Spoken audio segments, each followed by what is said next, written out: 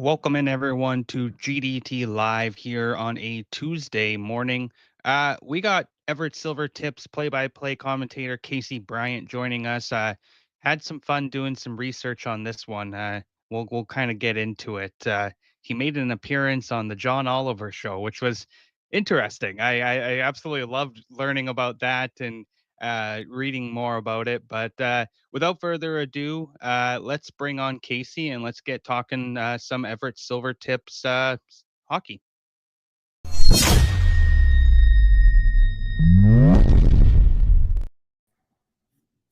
How's it going, Casey? Thanks for joining me today. Hey Colton, pleasure. I'm glad you did a deep dive on the internet there. So, oh boy. I came across. I was trying to figure out how long you had been with Everett because I was curious if you were there when our two teams made that insane trade that involved Olin Zellweger, and you were there. So I just was trying to do some research on that and ended up coming across that you were with John Oliver and they featured the Danbury hat tricks and what kind of happened with that? Were you surprised by that and getting like how did that all come about? So that all happened when I was working for a team in the Federal Hockey League, which, if you're unfamiliar with the league itself, for those listening out there, highly recommend, worth a Google, because it is one of the silliest leagues that's ever been created, and bless it, love it. It's lasted for 15 years, and it is every bit the slapshot goon kind of league that you would want it to be. So it was during COVID, and I was technically on furlough. I'm kind of weighing my options as to how much of my job I should be doing over a summer where there's no foreseeable end to the break we were on. And while we're on this furlough, my buddy sends me like a little video clip of the John Oliver show, which we both would watch from time to time. And the clip is of John Oliver like making a throwaway joke about the city of Danbury, saying, F Danbury, Danbury sucks. And on we go with the regular programming. Uh, and I thought that was really funny. And like, I could probably exploit this for some cheap clicks and whatnot and get some views and maybe sell some tickets. So I made like a parody 2-minute like video for our team's YouTube channel, expecting like maybe some John Oliver fans will pick up on it. He's got a very active online community. Maybe we'll get like 1,000 views or something, and that'll be the end of it, and people will kind of see our name online. It wound up getting like 20,000 views, and the next week on his show, he doubled down. He made another joke about the city of Danbury, and almost as if he had like seen like what we'd written, and like I had watched his show for a while. I could kind of mimic his cadence and his joke structure and his delivery pretty well. So like clearly he had seen what we had done. So we're like, all right, let's do another one. So I film a second one, and this one gets about 90,000 views. It starts making the rounds to where people within the city of Danbury start to notice as well. The mayor makes a video gag of his own where he threatens to rename the local sewer plant the John Oliver Memorial Sewer Plant. And John Oliver notices our videos, and his producers reached out to me and they said, "We love your clip. Would you mind if we use it on our show?" And I was like, "Heck yeah, take it, run with it." And what wound up being like a 6-part back and forth between, our team, John Oliver's team, appearing on his show. We got a good 5 minutes of his airwaves. And it ends with the mayor actually renaming the local sewer plant the John Oliver Memorial Sewer Plant. It passes through local government. It passes the vote. And John Oliver himself comes out for a ribbon cutting, which I was not invited to because it was still COVID protocols. They were only allowing a couple people there. But years later, when John Oliver was doing stand-up in Seattle, I stage doored his show. And I was holding a Hat Tricks jersey for him to sign. And he immediately walks out of the stage. First thing he sees the jersey, he looks at me and just goes, "I know you." And he comes over, and he had remembered a 5-minute gag from his show 4 years ago. And I was kind of able to put a buzz. So that's the abbreviated history of the John Oliver Memorial Sewer Plant. That's so cool though. Like what a What a moment for you, a little full circle moment, watching the show and then ending up on the show, meeting him. That's really cool nonetheless. What was your favorite moment, commentating and being in with Danbury in the Federal League? Oh gosh, I think that there are a lot of really funny moments that happened around where you're calling games where the crowd is dangling body bags over the visiting bench, or bringing fire truck horns in there so they can blare it during timeout so no one can hear anything. The fan base in Danbury is hilarious. A favorite moment in terms of broadcasting is the last game that we played before COVID shut everything down was an alumni game, and in attendance for that alumni game were Jimmy and AJ Galante, who, for those who have seen the Danbury Trashers Netflix documentary, they are still royalty in the city of Danbury. So they are walking out on the ice. I'm introducing them. They get a hero's welcome. And that was really cool to kind of see how the city still gravitates to its 20-year history in hockey at this point. And this was before the Netflix documentary came out, and they were gods. And then the next year that they blow up, their story of the Trashers blows up. So looking back, like, that was a really cool moment. When I left Danbury to come out to Everett, AJ sent me a signed jersey of to Casey, Oh, from your crew in Danbury. So that was really cool. I love the Galantes. that's awesome. A signed jersey is so cool. So you went from the Federal League to the WHL. What kind of attracted you to Everett? I love the city, and honestly, it came highly recommended from some people that I had met along the way that had worked for our ownership in the past. A friend of mine, Mike Watt, had coached under Dennis Williams in Bloomington in the USHL, had worked for Zoran Rajic with that organization, and he recommended this area, this team, this ownership group, and he couldn't have been more right. The organization itself has been tremendously kind to me and my family. But it is a great area. It's a long ways away from home for me. I'm a New Yorker, so it's the other Mhm. side of the country for me. But it's close enough to civilization. You're only about a 30-minute drive from Seattle. I like being near a city. It's a gorgeous location in terms of city, right on the water. There's lots to do. There's great people here, and it was a big step up in terms of quality of hockey and quality of broadcast as well. So everything kind of clicked. And honestly, it's I'm not just saying this to pump the tires of the organization that signs my checks, but like it's such a great organization, and the fan base and the crowds, they're the loudest in the league. And I have absolutely loved my 4 going on 5 years here that I've shared here with the team. Let's go back to last season. How do you feel the season went from your perspective? I think that it was simultaneously a tremendous overreach of what we thought we were going to accomplish, and still disappointing in how it ended, which is a fun little like Mm, balance, right? I think yeah. nobody expected when we showed up in September. We knew we were going to be a good team, the Silvertips, but the question was how good. And I don't think anyone would have anticipated like the third best start in the modern era in the Western Hockey League, right? By Christmas, they were outpacing the juggernaut 2023 champion Seattle Thunderbirds team, which that team was stacked with talent. Oh yeah. And this team didn't have the same kind of star power on it, but they were still winning more games. So it was an interesting kind of balance where, like, halfway through the year, this team started to get a swagger about them and started to get a little bit of like momentum and seeming magic around them, so that when the team falls short in game 7 of round 2 to a team that they had been able to handle pretty easily in the regular season in Portland Winterhawks, it was a crushing, like, what if kind of feeling. But as far as an operations standpoint, because I can only control what happens away from the rink, right? I argue that the Yeah. broadcaster probably has the least to do with the game in the building itself, right? Because like the fans at least can cheer and like spur on the team to victory. Broadcasters sitting at the very back of the arena and just kind of talking about everything that's happening. He's got the least amount of influence in anything that happens in a game.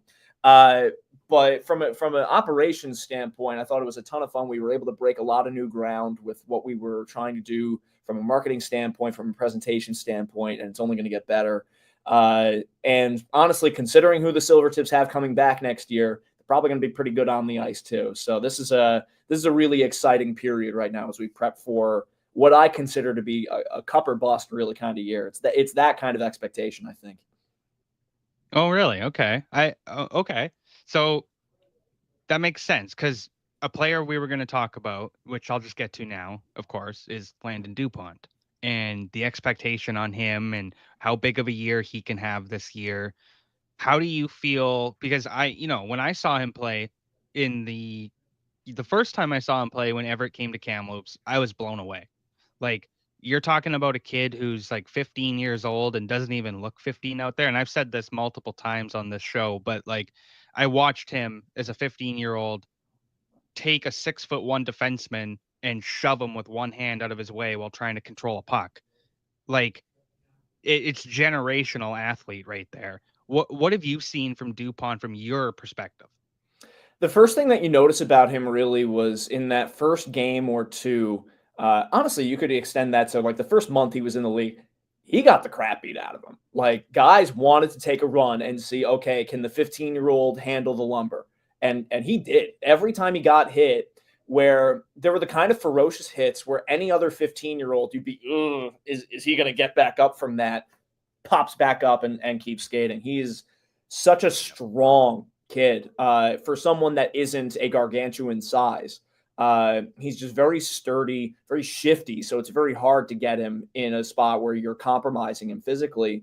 And very quick and very intelligent. So you couple all of those attributes together, and it makes him a very dangerous player on the back end because you have to take a beating when you're a defenseman. You have to clear the crease. You have to win battles in the corners. And for someone like Landon, you're leading the transition too. So you've got to play full 200 feet. He's taking chances to the opposite end boards way more often than most other defensemen in the league. I think other than Tyson Jugnoff, there's not a whole lot of other Hmm. defensemen that were doing and taking the liberties that Landon was taking.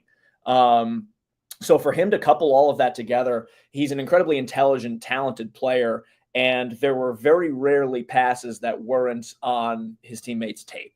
So it's the kind of innate ability that you think to yourself, he's only 15. He's only going to get better. His skill set is only going to get a little bit sharper. And physically, he's going to grow into himself a little bit more. He probably still has another 2 years of growing to do. So he's going to be a really fun player to keep an eye on where you've already seen the base level of what he can do. How high can he push that ceiling? And for someone like Landon, who has an excellent work ethic, the sky's the limit for him.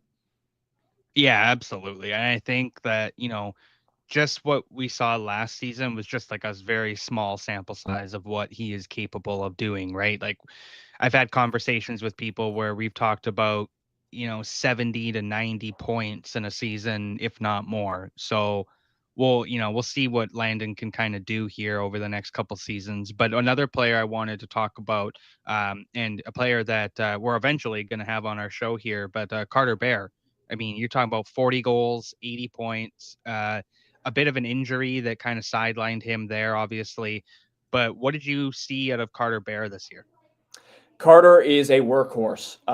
He's one of those players where I think coming into the season, I don't know how many people would have pegged him down for a 40-goal campaign. But Mm, man, oh man, did he earn those 40 goals because he learned from guys that came before him as to where you need to go on the ice in order to score those goals. He learned it a little bit from Austin Roost to kind of couple skill with innate ability to getting to the net front and the kind of tenacity from Jackson Berezowski, if you remember him from a couple of years ago, yep. the franchise's single season and all-time goal-scoring king, where of his 140 goals that he scored in his career, probably 139 of them were from the blue paint, and then there was probably one snipe in there somewhere.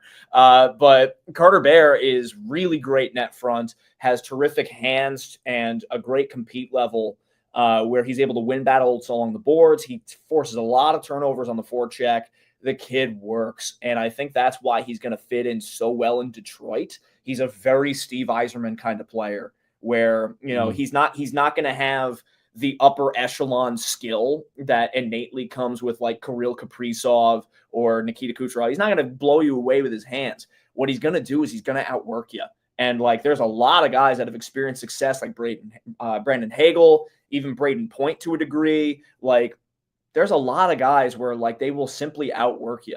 And I think that Stevie Y like sees that kind of player and really is drawn to him. So, I don't know if he's going to come up with like a 50, 60 goal campaign next year, but gosh almighty, he's going to be the most important two-way player on the Silvertips next year when he gets fully healthy.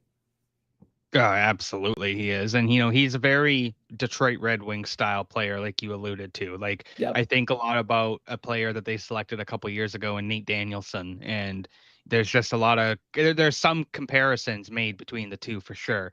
Um, were you, to put it bluntly, were you shocked that Carter did not go to the NCAA? I'm sure that was a concern for a lot of people, but to be perfectly honest, like while I'm sure it was a nagging thought in people's minds, Carter has very deep ties to this organization. And I Mhm. think that it was something that he himself cited when asked about it point blank at the combine. He said he's not leaving and he cited loyalty. Uh, Carter is a very old school minded kid. And I think that once he started something here, he wanted to finish it.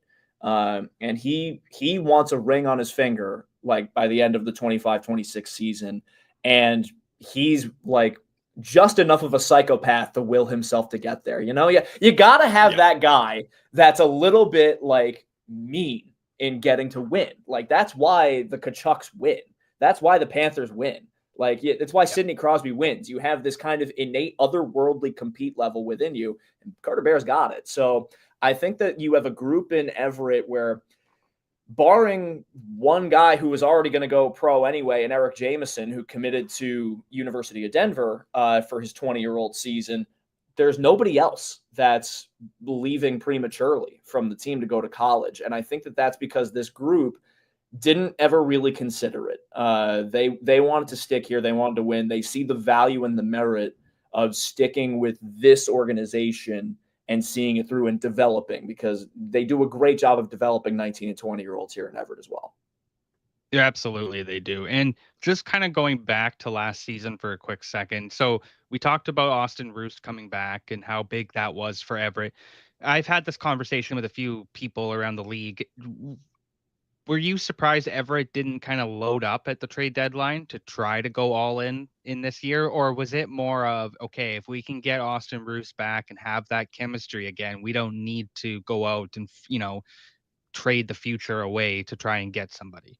Hindsight is always 2020, and if it were me at the helm, I probably would have like even with Austin Roost like kicked the tires. But the prices, I think, were exorbitantly high at the deadline, especially given the uncertainty of what this offseason was going to bring with the NCAA. I think that this was a year where they wanted to kind of hedge their bets and kind of see what the world was going to be like next year because you're still in a great position to win this year as well. And they didn't necessarily want to give up on that. Uh, so I can understand why they didn't. And from there it just becomes an individual point of view as to what they should have done and who they should have gone in on because they while they certainly explored the Andrew Crystal, the Braden Yeager, the throw insert name here route, they didn't find the deal that worked for them. And instead, what they did is that they went out and got a lot of different role player guys to fill out this team because over the course of the year, Silvertips added Cole Temple, who was a really good depth piece, added Zach Shantz, who's going to be one of your overagers this year, added Jackson Vaughn, who is one of the most effective grinders and enforcers in the league, in a league that doesn't have a whole lot of that kind of kid. Added Shea Bush, who had 5 goals in the first round. They don't make it past Seattle without Shea Bush. And then you were able to sign a goalie in Raiden Legal for nothing. So like Hmm. they certainly were active in the trade and acquisition market over the course of the year. So that when they were able to open up room for Austin Roost, who wound up being their leading scorer in the playoffs, that was a godsend that he was able to come back to the level that he was at in the playoffs. So from there, it just became a matter of philosophy. And to their credit, they beat Spokane more often than they didn't after the Crystal trade. They beat Spokane twice. They lost to them once. And they were able to keep pace with it. I think the difference in points post trade deadline, and I'm going off the top of my head, I believe it was only like a 2-point difference between Spokane and Everett. And Spokane swung way bigger than Everett did. Hmm. Uh, and Everett beat them twice in that final stretch to lock up the Scotty Monroe Trophy in the division. So I liked the way that they matched up, even sans that trade, which will make it all the more interesting who they surround Berkeley Catton with in this coming year.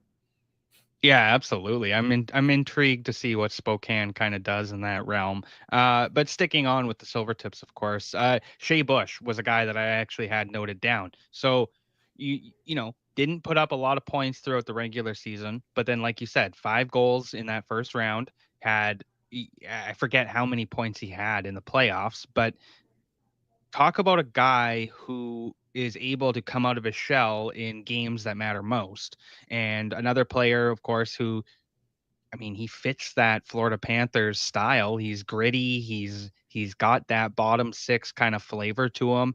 What did you make of him? And I know he's gone. I know he's going to Penn State to join that loaded frickin' team down there. But what did you make of Shea Bush and how he was able to play throughout his first year in Everett?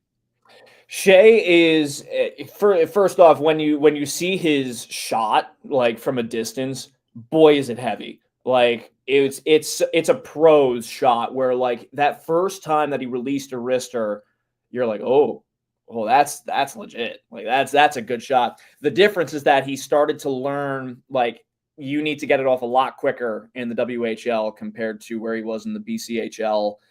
You're not going to have the same space. You're going to be going up against bigger defenders. So you need to get a little quicker. You need to get a little bigger. You need to get a little more skilled. And I tell you, Shea Bush was the last guy to leave the ice every single day. He was an absolute workhorse. And that was fun to see someone embrace and he bounced from line to line too, because not every game was a very successful game for Shea Bush as he adjusted to this new lifestyle that he was living. So by the playoffs, he had put himself in a great position to succeed because for 4 months he had been grinding and he had been trying to put his nose to the grind, and he started to experience success when it mattered most because he put in the work. So he learned how to use his frame, and you hit the nail on the head that you want to talk about archetypal players for the organization he's going to. That training camp with Sam Bennett and like Matt Kachuk and learning how to play a little big, a little mean, and get a little jerk in your game. That's going to be huge for Shea Bush, and he's committed to Penn State a couple years from now.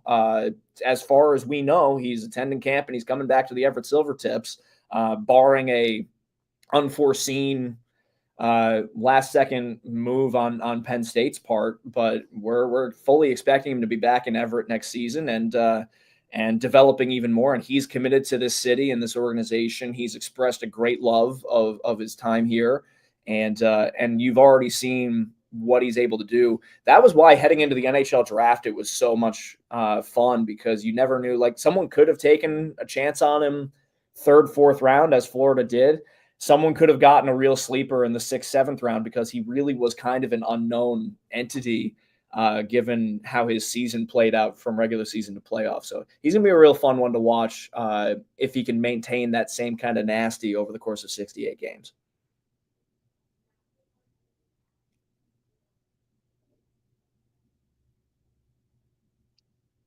What kind of goes into your day-to-day job? Like, you got any superstitions or anything you kind of do? So I handle all of the communication and social media aspects of it. So on any given game day, I'm spending my morning assembling our Yeah. media notes for our packets and getting our game day posts up, and any graphic creation, any video editing, looking ahead to the next, whatever the next game is too, uh, which usually that ties up my schedule until about 2 o'clock, 3 o'clock. At which point my game day staffers, my interns, start reporting. We go over that night's game plan. We capture walk-in footage and pictures, and we start editing those. We go over where we want our cameras positioned for social media content capturing that night. And I guess the one superstition that I have is that an hour before puck drop every game, half an hour before I go on for our radio pregame, I go up and I take a lap around our concourse, going the same path, and I just kind of take a look around and see who's in the crowd that night, what the temperature of the fan base is. I get a lot of micro interactions with our people in the stands, and there's a lot of great season ticket holders that I've developed really good relationships with. So it's a lot. That's the one kind of ritual that I do, is kind of making sure I show my face and see people around the concourse and see what the environment is going to be like that night. So it certainly is enough to fill the 8 to midnight for any given game day. Yeah, absolutely. I kind of know what that grind is like in a small sense, of course, reporting with the Blazers and stuff. Some Mm-hmm. nights you're not out of there till 11 or 11:30, almost midnight. But Oh yeah. yeah, it's fun though. I wouldn't trade it for anything. What's the most electric call you've had? Like what's your favorite call you've had with Everett? Whew. There are a couple that stand out as favorites. I would say that the Battle of the Sound is always a real fun one that I go to, because the Silvertips have played against the Seattle Thunderbirds twice in Climate Pledge. The first time was in that 21-22 season, just after Christmas. Hunter Campbell, who's an Everett native, scores twice, and Cohen McInnes pitches a 48 save shutout of the Seattle Thunderbirds. That game was so cool to be a part of, because you've got probably about 8,000, 9,000 people in the stands. And I remember, during the anthems and during the pregame festivities, the dueling chants that are going on, because the Thunderbirds have their usual Everett sucks serenade that they do when the players are taking the ice, and the Everett fans are shouting fight during the anthem. And it was a very, like, all the fans were like split down the middle, where one half of the ice was blue, one half of the ice was green, and like it was just such a dynamic environment to be a part of. So that first time was cool, and then this last time was really energetic too, because it was a cool come from behind win for the Silvertips. So those two stand out. The environment, of course, is really awesome because you're in an NHL barn, and that's always kind of a story that you're able to take with you forever, as a player and as a staffer. I think those probably stand out as being my favorites. You ever had, if you recall seeing the clip that went viral during the Calder Cup playoffs with the Abbotsford Canucks play-by-play guy getting a chair thrown at him, or you ever have anything insane like that happen to you? I've been pretty lucky. I've had mostly good interactions, I think, with every fan. Certainly That's not good. while I'm on the air, which is, you're in the crowd for a lot of these. In Portland, you're sitting in the middle of the stands. Seattle, like, people are walking by your door, and they could very easily walk in if they wanted to. And you've got fans right in front of you that turn around and scream at you, which, like, I had a couple kids in Kent once, like, turn around, like, the Tips had beaten Seattle 3-2, and this like high school kid turns around and he looks at me and he goes, "You, yeah, you, f you, buddy." And like his little like he had three like middle school girls around him that I guess were siblings that sang the anthem that night, and they all start going, "Yeah, f you," and like these middle school girls are giving me the business. And so I start laughing and I did heart hands at them, and then they giggled and walked away. So like that's pretty harmless. I'm sure that Keener probably has some rougher stories from that Western Conference final. Yeah, definitely some times where, I mean, hell, even during this season, like sometimes even the Blazers fans just yell and just give it to people. It's crazy. But I mean, I, hey, I that's tell you, I will say one interaction that I had in Kamloops, which will live in my memory forever. I have, whenever we go to overtime, I always turn my phone around and put up a camera for our social media for booth cam, so that when we have an yeah. overtime winner, people can see me flip out and whatever. So there was one game 2 years ago. I don't know if you remember this, Colton, but we won. The Silvertips won in overtime. Dominic Raymond scores, and I've got the scratches through the glass sitting right over my shoulder, so they're in view.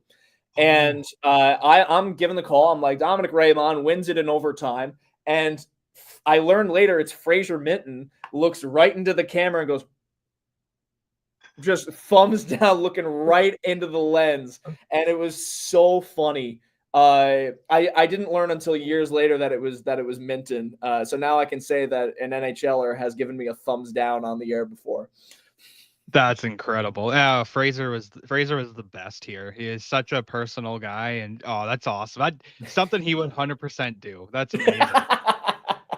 That's incredible. Uh, all right. Favorite barn that you've called a game in? Like, what's your favorite place to go to on the road? Uh, in What? terms of uh, in terms of city, favorite place to go to is Victoria for sure. I love the Yes. getting the extra day on the ferry and getting to spend some time in Victoria. The downtown area right by the harbor is unbelievably nice. Love that.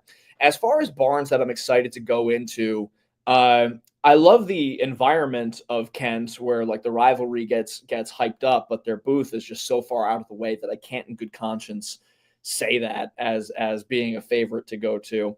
So I guess I'll say that like I love exploring the Eastern Conference. The Art Hauser Center, I think, is one that stands out as being super unique, old school, super old school kind of barn. And I do love, like, just selfishly getting to work in like Edmonton and Calgary. First time I worked in Edmonton was their teddy bear toss game. So when we were there, it's 18,000 people in the stands. That was awesome. And I don't know if you've been to Rogers Place, Colton. I'm sure you have, but like you're sitting a mile up in the air from the booth. So you, as it is, you can barely see like numbers. You're kind of going off of memory of how guys skate and whose handedness is what.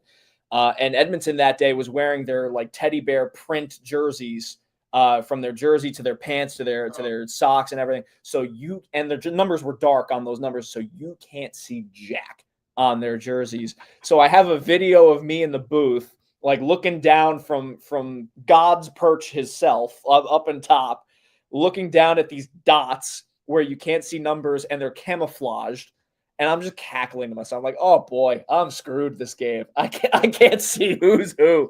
And it was a lot of fun. That was a good little challenge, and the atmosphere was awesome. So I guess I'm looking forward to going back to Edmonton this year.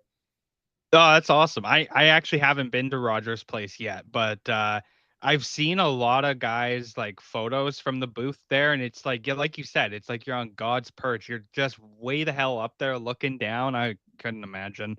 Uh, who is the who do you think is the most underrated player in the WHL that's not on Everett?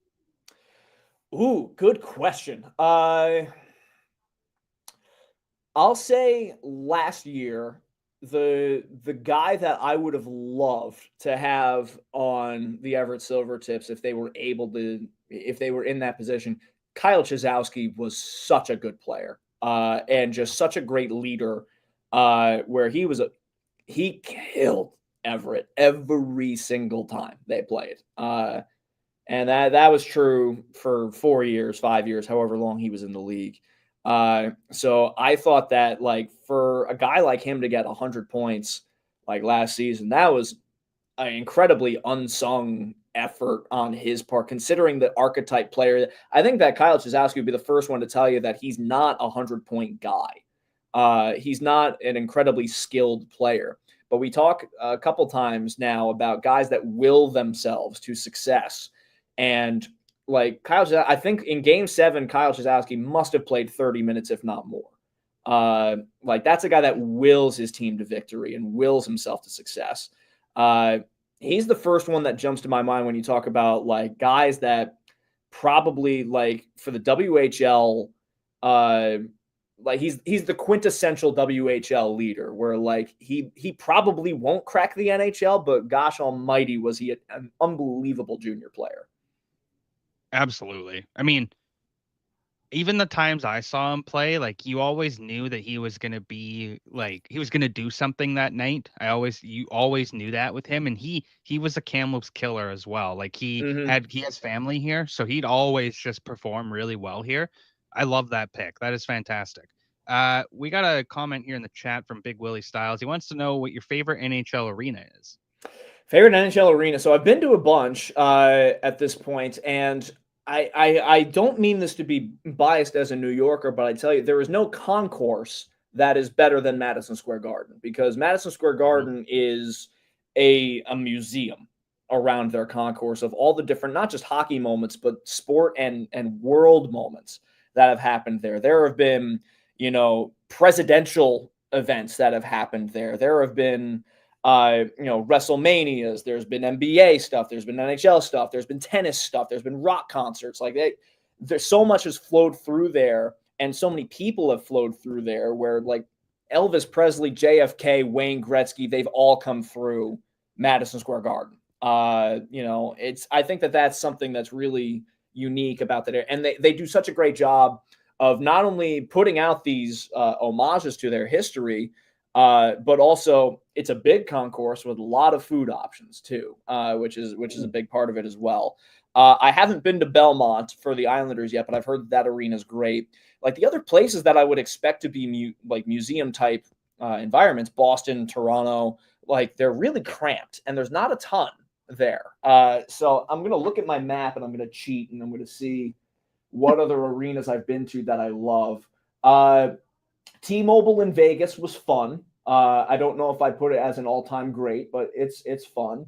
And Seattle itself is good. It's a maze to get around, but in terms of atmosphere, it's really great. They do a great job of presentation. So I like Prudential Center. Okay, yeah, I'm gonna stick to my guns. I'm gonna say MSG. I don't care. You asked for no bias, That's you're getting it anyway. yeah, yeah. Sorry, Willie, you're getting the bias anyways. That honestly though, MSG is like the place that I want to go to most, even as a Mhm. Canadian. Like I just want to go there and just see what it's all about. Cause like you said, it's like a museum on like that's pretty much what it is, right? Um, you touched a little bit on it, so I'm gonna ask you this. What's your favorite pregame snack? Ooh, I do always love going to Canadian barns because they do have Tim Hortons that are laid out in the media room. So that's always a plus whenever we're going to Kamloops, whenever we're going to Vancouver or whatnot. Uh, I gotta be honest, like there's a couple places in Everett that I will hit up as like my go-to pregame meal stuff. There's a Korean place down Hewitt, K Fresh, which is like bibimbap kind of like protein rice and noodles kind of joint, like little hole in the wall place that is excellent. And for $10, you get like a huge bowl of food. That's excellent. And then I'm not if I'm just looking for something quick, I am not above getting a Quiznos sandwich. Like I love me some Quiznos. It has supremacy over Subway, and I will take that to my grave. And anytime Quiznos would like to sponsor me, my DMs are open. Um, I would say those are probably up there as my favorite pregame snacks. Not that broadcasters need a whole lot of protein, but Yeah, no, I get it. I get it though. I mean, I do the popcorn. I mean, we got lots of snacks and stuff with too. So, but I always love just grabbing the popcorn. That's what So I I, do. I I love the popcorn in Kamloops, but my fear is always because like popcorn is so dry and it gets stuck in your teeth. My fear is that I'm Yes. gonna swallow something wrong and I'm gonna start choking on the air. So like Kamloops has good popcorn and PG has good popcorn, and I always just have a couple and then I have to put it off to the side or I have to eat it way before I start going on air. Yeah, that makes sense though. Yeah, you don't want that mess up live on air. Good lord. Uh, speaking of mess ups, I don't like. I mean, it's not even a mess up. But what's been the hardest name you've had to pronounce?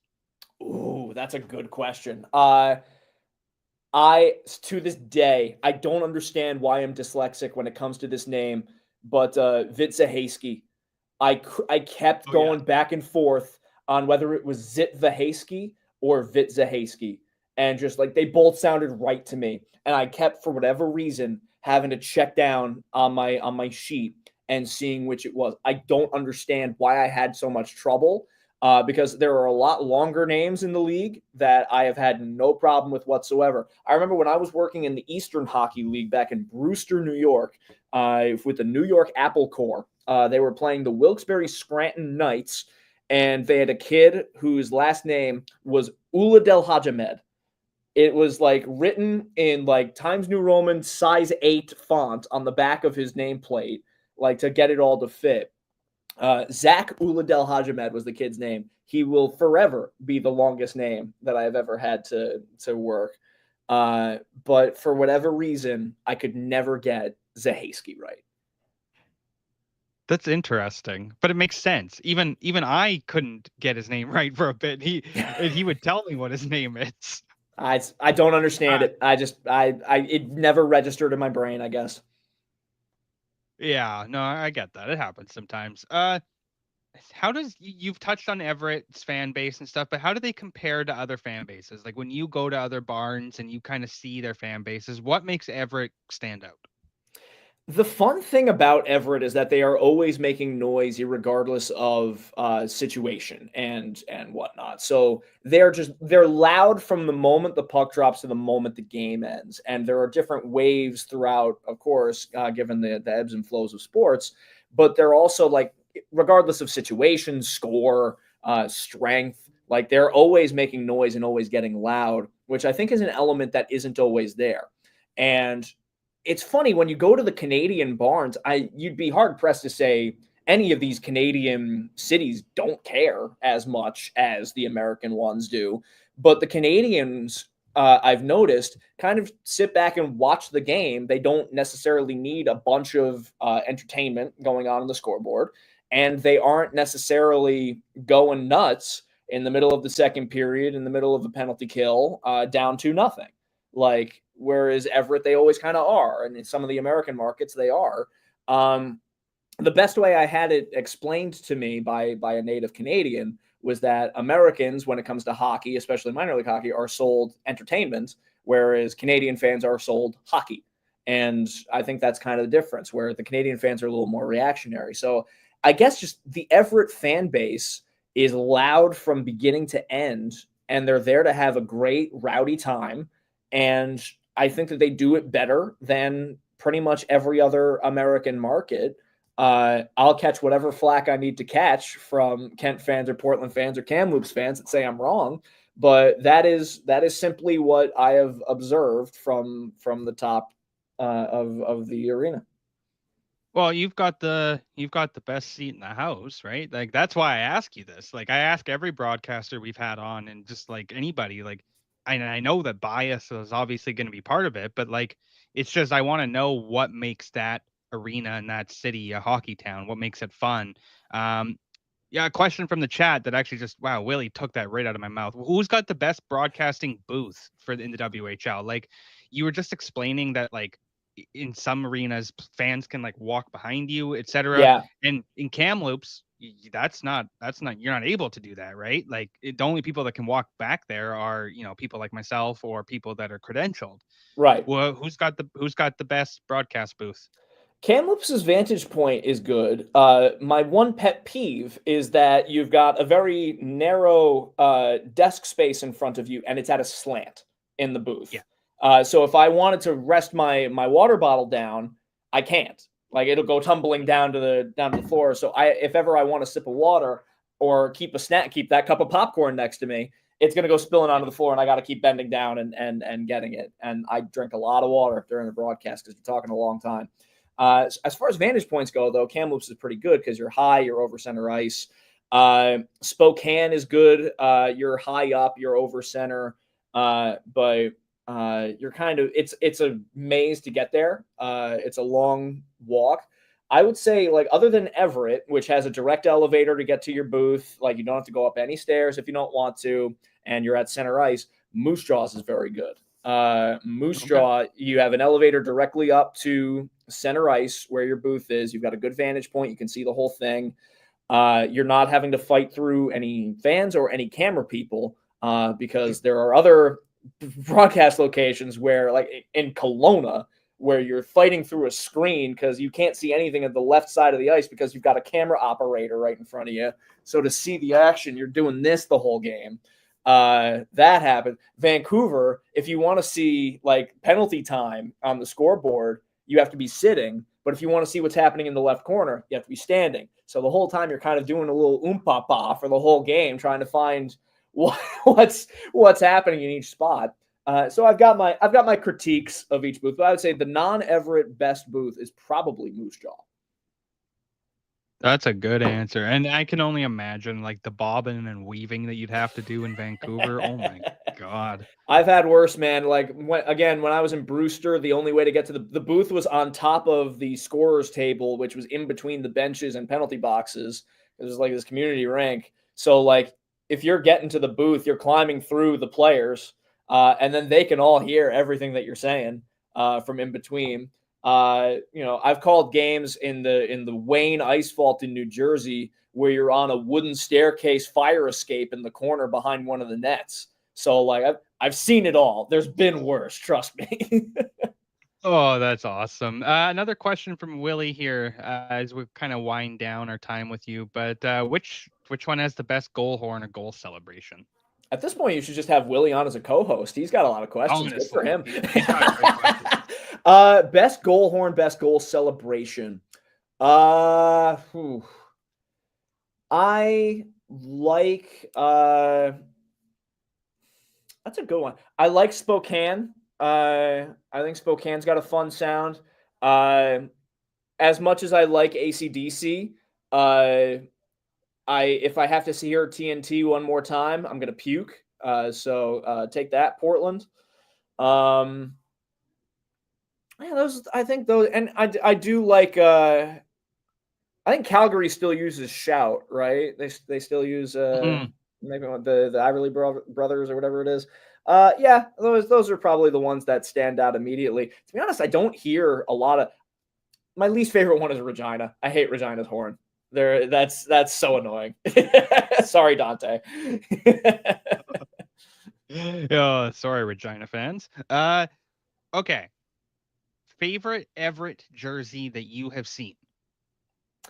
So I go back. Everyone will is very split on the old style English logo that they had in 2017-18, Yeah. where it was like the green and white stripe down the middle. It's not my favorite, and everyone else like thinks that it's sacrilegious to say that.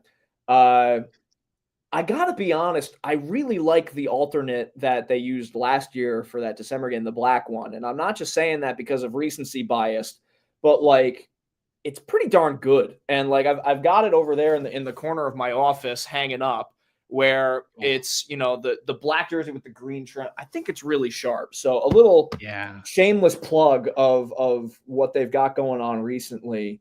Like those are pretty slick. I am a sucker for a good black jersey. I think Vancouver's black jerseys are good, and I think those are pretty Yeah. darn sharp too. Yeah. Favorite non-Everett jersey? Vancouver's? Yeah, the Vancouver giant head jerseys where they're either black or the white and with maroon and gold trim. Those are slick. Yeah. I love it, and those are my high school's colors, so I got a soft spot for maroon and gold. But Yep. those are real clean. I like those a lot. Yeah, absolutely. One last question from the chat here we'll get to. Favorite jersey in the NHL?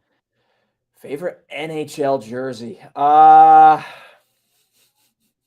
What were those Mighty Ducks ones where Wild Wing is bursting from the bottom? Oh, yes, yes. The reverse retro one. Yeah, Yeah.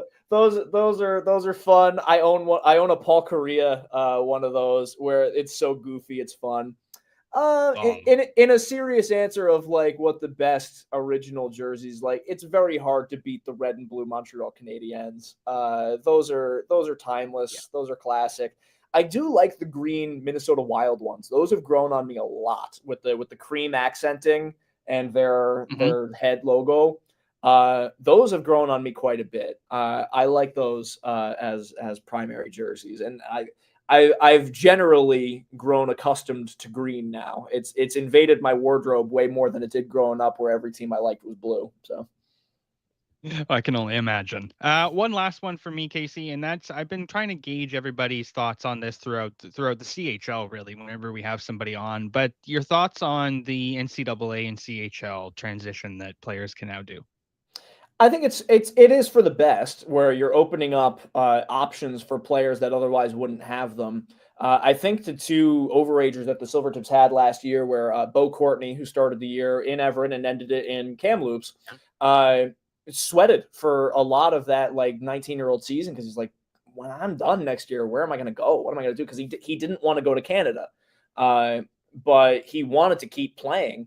And sure enough, this route opened up an opportunity for him to get his education paid for by an American institution. Granted, it was in Alaska, which is the most Canadian American institution that you can possibly find, but it is technically in the States, and they gave him a great scholarship opportunity, and he's getting to stay in the United States and be happy.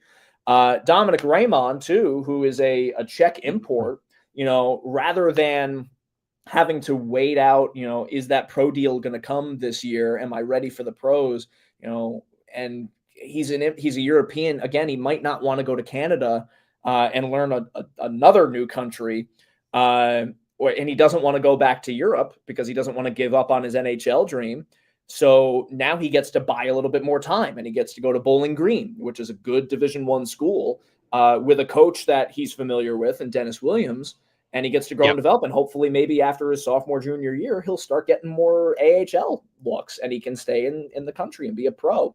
So while it is going to be a tumultuous transition, in determining, who stays, who goes in the CHL. Because I do think that there are going to be, a lot of guys that leave early that otherwise wouldn't have.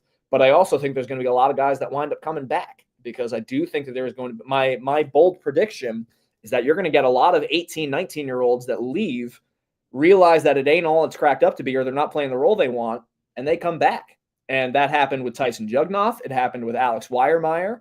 And it's Hmm. gonna keep happening with guys that decommit from college and come to the CHL, and they want for different options. So I'm not saying that's a universal rule. I'm not taking shots at any one individual pathway.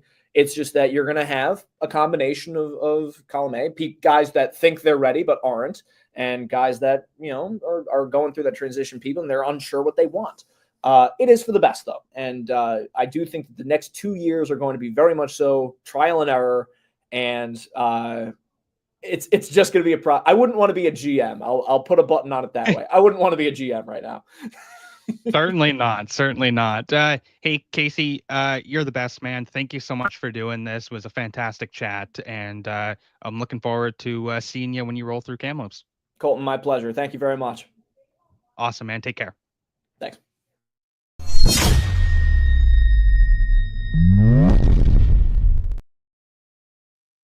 That was Casey Bryant, the play-by-play commentator for the Everett Silvertips. That was an awesome chat with him. Really enjoyed doing that. It was nice to get him on. Talked a lot about some of his funny moments that he's had. Talked about Landon DuPont, of course. Can't really not talk to somebody from Everett and not bring up Landon DuPont. Tomorrow, we got a fun one tomorrow. So I do believe Dayton is back. I do believe we will have producer Dayton here. But tomorrow it's looking like Spencer Hyman. The We were supposed to have him on last week, but we ran into some scheduling issues. Um, Spencer Hyman, the owner of the Brantford Bulldogs, will be joining us tomorrow, and as well as former NHLer and former London Knight, Rob Schremp, will also be joining the program. So that is tomorrow at 11 Pacific, 2 o'clock Eastern. Looking forward to that one with Spencer and with Rob. We'll go through kind of the day to day operations of what it's like in Brantford, uh, how Spencer and Zach Hyman, of course, got control of Brantford, and just kind of what it's like being an owner. And then we'll talk to Rob about his time in the OHL with the London Knights, of course, and what it was like being an NHL player and where he is at now in his media career. But that about does it for us here today. So again, tomorrow, Spencer Hyman, Rob Schremp on the show at 11 Pacific, 2 o'clock Eastern, and we'll see you guys back tomorrow on GDT Live.